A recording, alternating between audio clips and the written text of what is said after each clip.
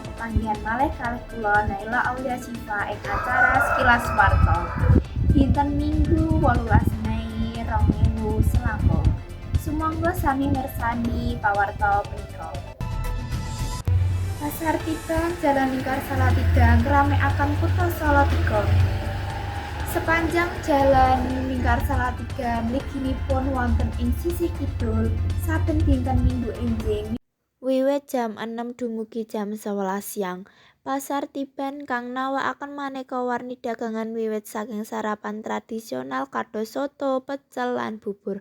Ugi wonten maneka jenis jajanan woh-wohan seger ngantos piranti kangge kabetan griya lan tetanduran.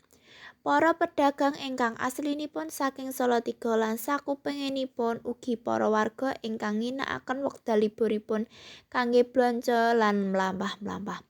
Pasar Tiban punika dumados kanthi spontan amargi kathahipun warga ingkang ngginakaken Jalan Lingkar Salatiga kangge olahraga utawi mlampah-mlampah ing dinten Minggu enjing.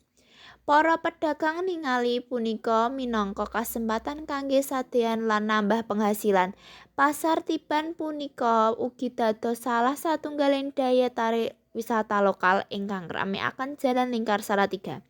Sepanjang pinggir Jalan Lingkar Salatiga sisih kidul rame sanget déning para pedagang ingkang nata daganganipun wonten ing meja-meja prasaja utawi langsung wonten ing lantai. Para pengunjung sami pating sliweran blanja swasana grumyak lan renggena.